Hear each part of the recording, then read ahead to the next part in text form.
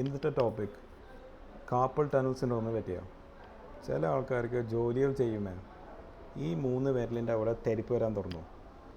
ഞാൻ ക്വിക്കായിട്ട് അതിൻ്റെ symptoms, usually ഇതിൻ്റെ ഡയഗ്നോസിസ് എങ്ങനെ മനസ്സിലാക്കാൻ പറ്റുമെന്ന് ഞാൻ അവതരിപ്പിക്കാൻ പോകണം.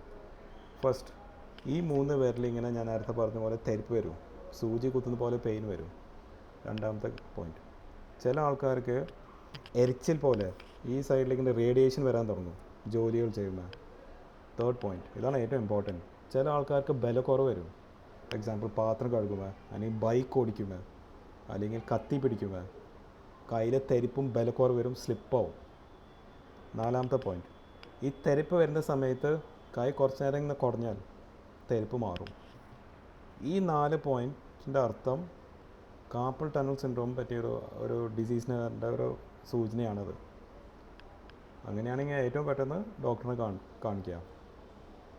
ഇതിൻ്റെ ട്രീറ്റ്മെൻറ്റ് വേറെ ടൈപ്പ്, അത് ഞാൻ പിന്നീട് പറയാം. പക്ഷേ ഡയഗ്നോസിസ് ആണ് പ്രാധാന്യം. ഇതൊരു നെർവിൻ്റെ ഒരു പ്രോബ്ലമാണ്.